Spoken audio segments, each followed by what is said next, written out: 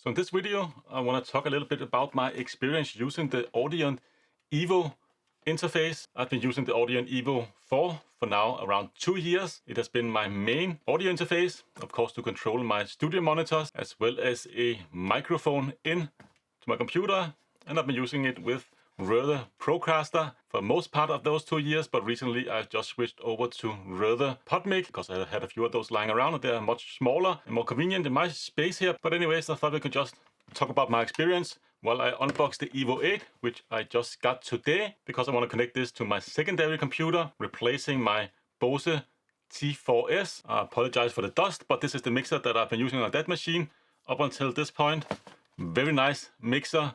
A lot of microphone input, a lot of output, and of course you can hook it up to a computer, but this is not really designed to be used with the computer. It's more designed to be a one-man band or two-man band on-the-go mixer because it has a lot of processing built in, like compressor, gate, delay, reverb, and so on. It's a very good mixer. I really like it, but not only does it take up a little too much room on my desk, I don't really use all of the advanced features, and there is no proper SEO driver for this one as well, so you have to rely on Windows driver or use something like SEO for all, and it just doesn't work all that well for me personally. So I wanted something with kind of the same amount of inputs, as well as at least 2 stereo outputs, so I could send one to my speakers or my studio monitors, and one set I could send to my video recorder, so I could use the same microphone to record into my computer, but also record straight into my Blackmagic Design Video Assist, which I'm actually recording on right now. So now it's time to get the EVO 8. Still, in my opinion, these audio interfaces definitely great value, fantastic microphone preamps, although would have been nice to maybe see a little bit more gain, but fine enough to drive like Procaster microphones from Rode, which is a little bit heavy, but maybe if you're using your Shure SM7B could have some issues, but I have not used any kind of fathead or similar products to boost gain in between the microphone and this device. I've just used the microphone preamps and I boost the audio a little bit in post editing. But anyways, this one will give me what I need, more input and more outputs, much smaller footprint. And let's unbox this while I talk about my experience using the EVO 8 throughout the last 2 years. Mostly it has been a great experience for me. I've had a few issues, mainly when it comes to the software. One of the issues I've had is I cannot open my saved or my preset for some reason when I get into the software. Every time I try to load some of my preset, this is only on my other computer where I've used the interface mostly. For some reason the app just crashes. I tried to reinstall it so many times, tried to delete all the folders that could have something related to the EVO driver. So far I've not been able to solve that on that specific machine. I've used the same interface on my other machine, same driver and so on, no issues there. But every time I try to load that preset, it will just crash, and it's just so frustrating. I don't really want to reinstall the entire computer just to get that working. So I've just had to go in and dial in my gain manually each time just to make sure it is the proper setting. And you can see here you get some quick start instructions, very basic, nicely, quickly get you up and running. So that's one of the issues I've had with the software. Other issues I've had with the software is that there is no number that represents what kind of gain you are at. And that's all we get in the box, by the way. So for this one here, we do get a USB to USB Type-C cable. I believe we got a USB Type-C to A cable with the other one. And you do need to use USB Type-C if you want to have phantom power on all 8 inputs. That's just one thing to note.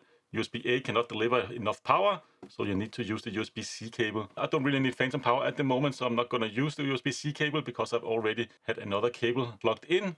So it's just plug and play for me. USB-A goes into my monitor. But anyways, inside the software, you cannot see, for instance, you are at 50 dB gain, or 55 or 48 or whatever. There's no number representing what kind of input you're at or what you set your gain to, and that's kind of annoying for me.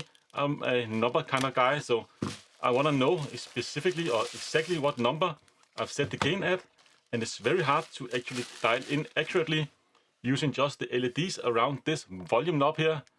Even though it's a very nice and smooth volume knob, I really like it. But the LED's brightness will light, I believe, 5 different stages for each LED, so you kind of know where you're at. So I've just plugged it in so I can kind of show you what I'm talking about. You can see every little LED have several different stages.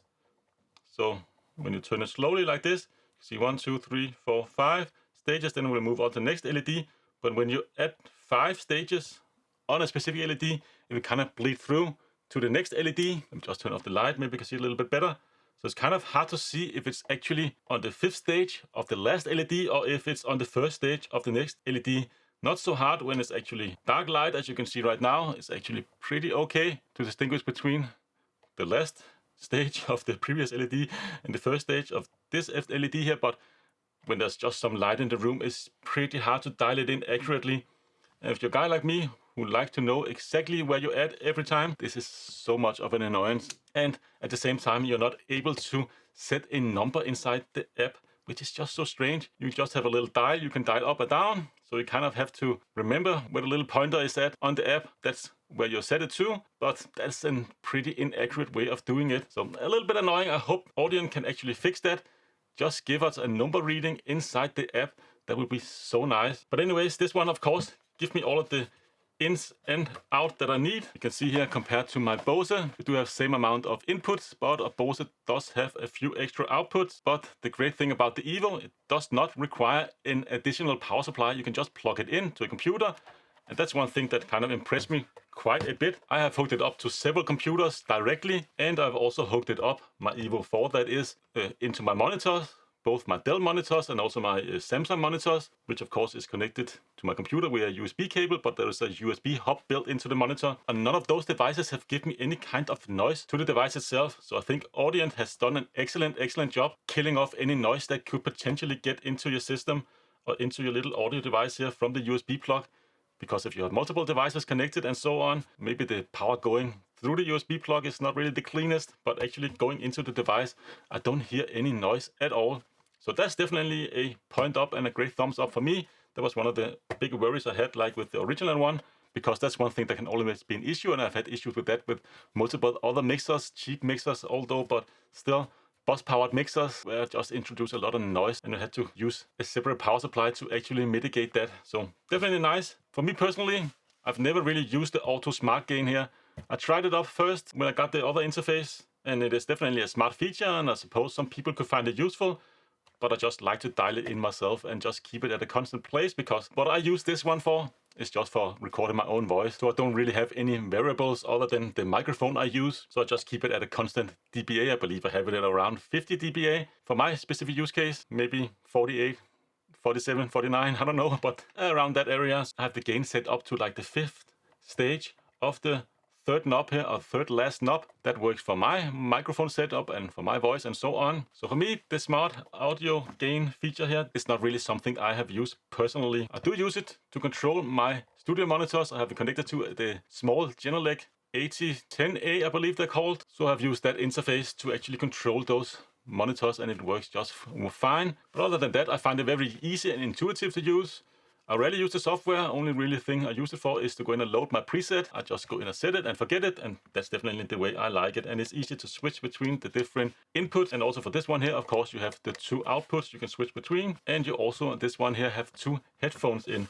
Of course, let's compare a little bit to the Audient 4 here, where you have like pretty much half the inputs and outputs compared to the Audient EVO 8. So this one you have 2 headphones in. Definitely nice, because I can leave one headphone in and run them separately, because if you leave it in the Audient EVO 4, it will also mute the studio monitors, which is a little bit annoying. I like to just leave my headphones in and maybe just turn down my speakers. This one here, you will kind of mute speakers whenever you plug in a headphone. It's a little bit annoying, like I said, but this one here, you have 2 inputs, so you can just have one input or slash one output set to speakers and just plug in your headphones to the output 2 and don't have anything connected there. And you can control those 2 separately as well. So definitely a nice upgrade there. I really like that. Then of course you have an instrument in as well on both of them on the front for your guitar. Not really had any time messing around with that. Side here, nothing really. Back side is of course where all the magic happens. So like I said, you pretty much have just doubled up all of the inputs and outputs. And then of course both of them are USB bus powered. And I believe this is the cable I got with my Audient EVO 4, so a USB-A to USB Type-C cable. And for the EVO 8 you get a C to C cable. So one other annoyance I've had with the interface, which is in terms of its construction, I don't really have anything against the plastic construction, and the same with the EVO 8. A little bit heavier, so it'll probably stand a little bit better on my table, or be a little more stable on my table, because when you plug something into these plugs here, like XLR cables or TRS cables, if you just pull the interface a little bit, it had a tendency to just tip itself or tilt itself a little bit back.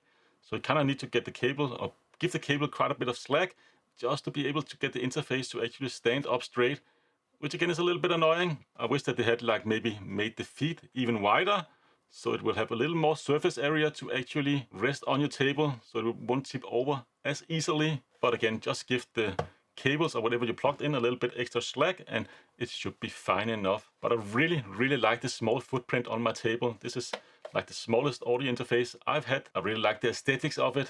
Like I said, don't mind the plastic construction because I don't really pick it up and squeeze it. I just leave it on my table, and very easy to turn up or down the volume of my monitors, and of course also the gain as well. Phantom power, very nice. You can set that individually as well for each input. So it's been mostly a great experience for me, and that's also the reason why I went out and got a new one. I of course looked online to see if there's anything else I would want instead. I've been a little bit tempted to go back to universal audio. I couldn't really get myself to pay those kind of prices because nowadays I mostly record straight into my camera. Right now I'm recording into a rather shotgun microphone directly into my capture monitor here, but I couldn't really get myself to pay those prices because I don't really use the microphone in as much as I used to. I don't really do that much voiceover work anymore, but I really like the ability to have it, and also in the future if I want to stream and so on, and already have the microphone set up with my specific desk. It's nice to have, and also just to use it as a volume rocker to control my monitors, which is excellent as well. So it does everything I need.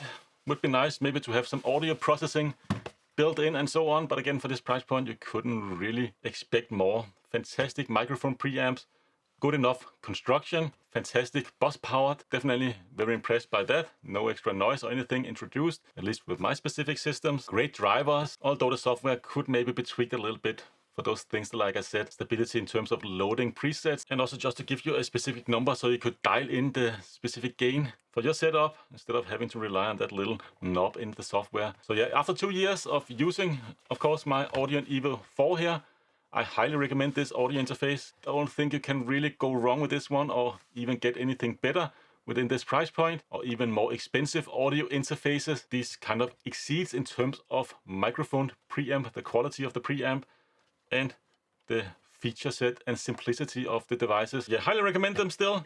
And of course I can share some affiliate link down in the description below if you're interested. But that's pretty much all I have for this video. Until next time, take care.